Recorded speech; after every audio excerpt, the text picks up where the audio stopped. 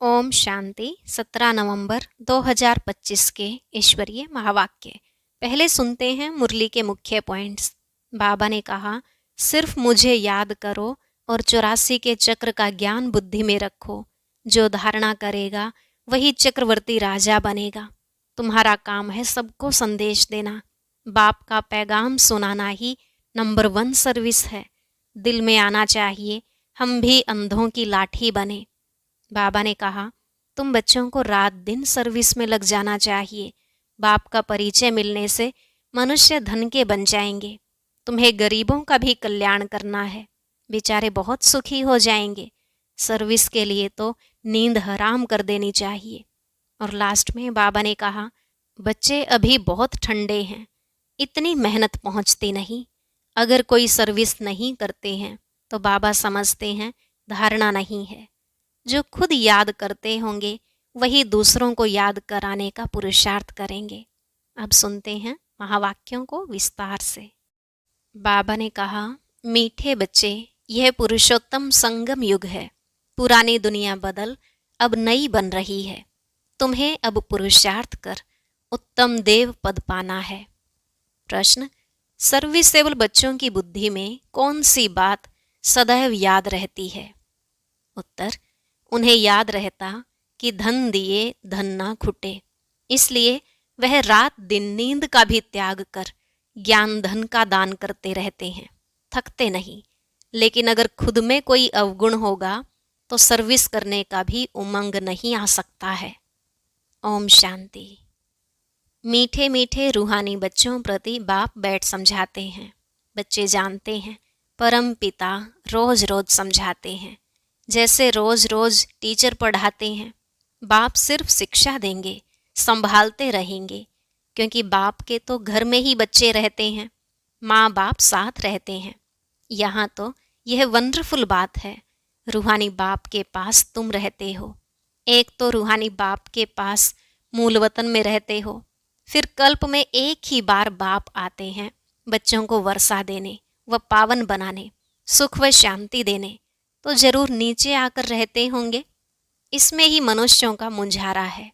गायन भी है, साधारण तन में प्रवेश करते हैं। अब साधारण तन कहाँ से उड़कर तो नहीं आता, जरूर मनुष्य के तन में ही आते हैं। सो भी बताते हैं, मैं इस तन में प्रवेश करता हूँ। तुम बच्चे भी अब समझते हो, बाप हमको स्वर्ग का वर्षा देने आए हैं। जरूर हम लायक नहीं हैं, पतित बन गए हैं। सब कहते भी हैं, हे पतित पावन आओ, आकर हम पतितों को पावन बनाओ। बाप कहते हैं, मुझे कल्प कल्प पतितों को पावन करने की ड्यूटी मिली हुई है। हे बच्चों, अब इस पतित दुनिया को पावन बनाना है। पुरानी दुनिया को पतित, नई दुनिया को पावन कहेंगे। गोया पुरानी दुनिया को नया बनाने बाप आए हैं। कलयुग को तो कोई भी नई दुनिया नहीं कहेंगे। यह तो समझ की बात है ना। कलयुग है पुरानी दुनिया। बाप भी आएंगे जरूर पुराने और नए के संगम पर। जब कहाँ भी तुम यह समझाते हो तो बोलो, यह पुरुषोत्तम संगम युग है। बाप आया हुआ है। सारी दुनिया में ऐसा कोई मनुष्य नहीं जिसको यह पता हो कि यह पुरुषोत्तम संगम युग है। जरूर तुम संगम युग पर हो, तब तो समझाते हो। मुख्य बात है ही संगम युग की, तो पॉइंट्स भी बहुत जरूरी हैं। जो बात कोई नहीं जानते वह समझानी पड़े। इसलिए बाबा ने कहा था, यह जरूर लिखना है कि अब पुरुषोत्तम संगम युग है। नए युग अर्थात सतयुग के चित्र भी हैं। मनुष्य कैसे समझें कि यह लक्ष्मी नारायण सतयुगी नई दुनिया के मालिक हैं? उनके ऊपर अक्षर जरूर चाहिए, पुरुषोत्तम संगम युग। यह जरूर लिखना है, क्योंकि यही मुख्य बात है। मनुष्य समझते हैं कलयुग में अभी बहुत वर्ष पड़े हैं, बिल्कुल ही घोर अंधियारे में हैं।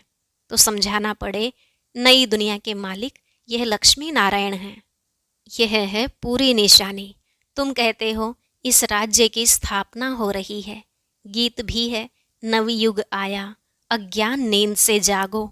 यह तुम जानते हो। अब संगम युग है, इनको नवयुग नहीं कहेंगे। संगम को संगम युग ही कहा जाता है। यह है पुरुषोत्तम संगम युग, जबकि पुरानी दुनिया खत्म हो और नई दुनिया स्थापन होती है।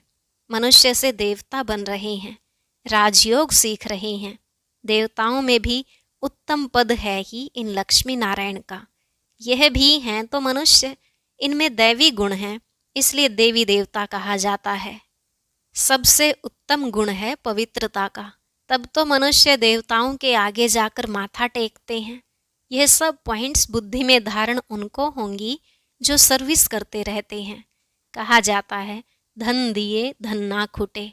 बहुत समझानी मिलती रहती है, नॉलेज तो बहुत सहज है, परंतु कोई में धारणा अच्छी होती है, कोई में नहीं होती है। जिनमें अवगुण हैं वह तो सेंटर संभाल भी नहीं सकते हैं। तो बाप बच्चों को समझाते हैं, प्रदर्शनी में भी सीधे सीधे अक्षर देने चाहिए। पुरुषोत्तम संगम युग तो मुख्य समझाना चाहिए। इस संगम पर आदि सनातन देवी देवता धर्म की स्थापना हो रही है। जब यह धर्म था तो और कोई धर्म नहीं था। यह जो महाभारत लड़ाई है उनकी भी ड्रामा में नोंद है। यह भी अभी निकले हैं, आगे थोड़े ही थे। 100 वर्ष के अंदर सब खलास हो जाते हैं। संगम युग को कम से कम 100 वर्ष तो चाहिए ना। सारी नई दुनिया बननी है। न्यू दिल्ली बनाने में कितना वर्ष लगा। तुम समझते हो भारत में ही नई दुनिया होती है, फिर पुरानी खलास हो जाएगी। कुछ तो रहती है ना। प्रलय तो होती नहीं। यह सब बातें बुद्धि में हैं। अभी है संगम युग। नई दुनिया में जरूर यह देवी देवता थे, फिर यही होंगे। यह है राजयोग की पढ़ाई। अगर कोई डिटेल में नहीं समझा सकते हैं तो सिर्फ एक बात बोलो, परम पिता परमात्मा जो सबका बाप है उनको तो सब याद करते हैं। वह हम सब बच्चों को कहते हैं तुम पतित बन पड़े हो, पुकारते भी हो हे पतित पावन आओ। बरोबर कलयुग में है पतित, सतयुग में पावन होते हैं। अब परम पिता परमात्मा कहते हैं देह सहित यह सब पतित संबंध छोड़ मामेकम याद करो तो पावन बन जाएंगे। यह गीता के ही अक्षर हैं। है भी गीता का युग। गीता संगम युग पर ही गाई हुई थी, जबकि विनाश हुआ था। बाप ने राजयोग सिखाया था। राजाई स्थापन हुई थी, फिर जरूर होगी। यह सब रूहानी बाप समझाते हैं ना। चलो इस तन में न आए और कोई में भी आए, समझानी तो बाप की है ना। हम इनका तो नाम लेते नहीं हैं, हम तो सिर्फ बतलाते हैं। बाप कहते हैं मुझे याद करो तो तुम पावन बन और मेरे पास चले आएंगे। कितना सहज है, सिर्फ मुझे याद करो और 84 के चक्र का ज्ञान बुद्धि में हो। जो धारणा करेगा वह चक्रवर्ती राजा बनेगा। यह मैसेज तो सब धर्म वालों के लिए है। घर तो सबको जाना है। हम भी घर का ही रास्ता बताते हैं। पादरी आदि कोई भी हो, तुम उनको बाप का संदेश दे सकते हो। तुमको खुशी का बहुत पारा चढ़ना चाहिए। परम पिता परमात्मा कहते हैं मामेकम याद करो तो तुम्हारे विकर्म विनाश होंगे। सबको यही याद कराओ। बाप का पैगाम सुनाना ही नंबर 1 सर्विस है। गीता का युग भी अब है। बाप आए हैं, इसलिए वही चित्र शुरू में रखना चाहिए। जो समझते हैं हम बाप का पैगाम दे सकते हैं तो तैयार रहना चाहिए। दिल में आना चाहिए हम भी अंधों की लाठी बने। यह पैगाम तो कोई को भी दे सकते हो। बीके का नाम सुनकर ही डरते हैं। बोलो हम सिर्फ बाप का पैगाम देते हैं। परम पिता परमात्मा कहते हैं मुझे याद करो बस। हम किसकी ग्लानि नहीं करते। बाप कहते हैं मामेकम याद करो। मैं ऊंचते ऊंच पतित पावन हूँ। मुझे याद करने से तुम्हारे विकर्म विनाश होंगे। यह नोट करो, यह बहुत काम की चीज है। हाथ पर व बाह पर अक्षर लिखाते हैं ना, यह भी लिख दो। इतना सिर्फ बताया तो भी रहम दिल कल्याणकारी बने। अपने से प्रण करना चाहिए। सर्विस जरूर करनी है, फिर आदत पड़ जाएगी। यहाँ भी तुम समझा सकते हो, चित्र दे सकते हो। यह है पैगाम देने की चीज। लाखों बन जाएंगे। घर घर में जाकर पैगाम देना है। पैसा कोई दे न दे, बोलो बाप तो है ही गरीब निवाज। हमारा फर्ज है घर घर में पैगाम देना। यह बाप दादा, इनसे यह वर्षा मिलता है। 84 जन्म यह लेंगे। इनका यह अंतिम जन्म है। हम ब्राह्मण हैं, सो फिर देवता बनेंगे। ब्रह्मा भी ब्राह्मण है। प्रजापिता ब्रह्मा अकेला तो नहीं होगा ना, जरूर ब्राह्मण वंशावली भी होगी ना। ब्रह्मा सो विष्णु देवता, ब्राह्मण हैं चोटी, वही देवता क्षत्रिय वैश्य शूद्र बनते हैं। कोई जरूर निकलेंगे जो तुम्हारी बातों को समझेंगे। पुरुष भी सर्विस कर सकते हैं। सवेरे उठकर मनुष्य जब दुकान खोलते हैं तो कहते हैं सुबह का साईं। तुम भी सवेरे सवेरे जाकर बाप का पैगाम सुनाओ, बोलो तुम्हारा धंधा बहुत अच्छा होगा। तुम साईं को याद करो तो 21 जन्म का वर्षा मिलेगा। अमृत वेले का टाइम अच्छा होता है। आजकल कारखानों में माताएं भी बैठ काम करती हैं। यह बैज भी बनाना बहुत सहज है। तुम बच्चों को तो रात दिन सर्विस में लग जाना चाहिए, नींद हराम कर देनी चाहिए। बाप का परिचय मिलने से मनुष्य धन के बन जाते हैं। तुम किसको भी पैगाम दे सकते हो। तुम्हारा ज्ञान तो बहुत ऊंचा है। बोलो हम तो एक को याद करते हैं। क्राइस्ट की आत्मा भी उनका बच्चा थी। आत्माएं तो सब उनके बच्चे हैं। वही गॉड फादर कहते हैं कि और कोई भी देहधारियों को मत याद करो। तुम अपने को आत्मा समझ मामेकम याद करो तो विकर्म विनाश हो जाएंगे, मेरे पास आ जाएंगे। मनुष्य पुरुषार्थ करते ही हैं घर जाने के लिए, परंतु जाता कोई भी नहीं। देखा जाता है बच्चे अभी बहुत ठंडे हैं, इतनी मेहनत पहुंचती नहीं, बहाना करते रहते हैं। इसमें बहुत सहन भी करना पड़ता है। धर्म स्थापक को कितना सहन करना पड़ता है। क्राइस्ट के लिए भी कहते हैं उनको क्रॉस पर चढ़ाया। तुम्हारा काम है सबको संदेश देना। उसके लिए युक्तियां बाबा बताते रहते हैं। कोई सर्विस नहीं करते हैं तो बाबा समझते हैं धारणा नहीं है। बाबा राय देते हैं कैसे पैगाम दो। ट्रेन में भी तुम यह पैगाम देते रहो। तुम जानते हो हम स्वर्ग में जाते हैं, कोई शांति धाम में भी जाएंगे ना। रास्ता तो तुम ही बता सकते हो। तुम ब्राह्मणों को ही जाना चाहिए। हैं तो बहुत, ब्राह्मणों को कहाँ तो रखेंगे ना। ब्राह्मण देवता क्षत्रिय प्रजापिता ब्रह्मा की औलाद तो जरूर होंगे ना। आदि में हैं ही ब्राह्मण। तुम ब्राह्मण हो ऊंचे ते ऊंच, वह ब्राह्मण है कुख वंशावली। ब्राह्मण तो जरूर चाहिए ना, नहीं तो प्रजापिता ब्रह्मा के बच्चे ब्राह्मण कहाँ गए। ब्राह्मणों को तुम बैठ समझाओ तो वह झट समझ जाएंगे। बोलो तुम भी ब्राह्मण हो, हम भी अपने को ब्राह्मण कहलाते हैं। अब बताओ तुम्हारा धर्म स्थापन करने वाला कौन। ब्रह्मा के सिवाय कोई नाम ही नहीं लेंगे। तुम ट्रायल कर देखो। ब्राह्मणों के भी बहुत बड़े बड़े कुल होते हैं। पुजारी ब्राह्मण तो ढेर हैं। अजमेर में ढेर बच्चे जाते हैं। कभी कोई ने समाचार नहीं दिया कि हम ब्राह्मणों से मिले। उनसे पूछा तुम्हारा धर्म स्थापन करने वाला कौन। ब्राह्मण धर्म किसने स्थापन किया। तुमको तो मालूम है सच्चे ब्राह्मण कौन हैं। तुम बहुतों का कल्याण कर सकते हो। यात्राओं पर भक्त ही जाते हैं। यह चित्र तो बहुत अच्छा है लक्ष्मी नारायण का। तुमको मालूम है जगत अम्बा कौन है, लक्ष्मी कौन है। ऐसे ऐसे तुम नौकरों भीलनियों आदि को भी समझा सकते हो। तुम्हारे बिगर तो कोई है नहीं जो उन्हों को सुनाए। बहुत रहम दिल बनना है। बोलो तुम भी पावन बन पावन दुनिया में जा सकते हो। अपने को आत्मा समझो, शिव बाबा को याद करो। शौक बहुत होना चाहिए किसको भी रास्ता बताने का। जो खुद याद करते होंगे वही दूसरों को याद कराने का पुरुषार्थ करेंगे। बाप तो नहीं जाकर बात करेंगे, यह तो तुम बच्चों का काम है। गरीबों का भी कल्याण करना है, बेचारे बहुत सुखी हो जाएंगे।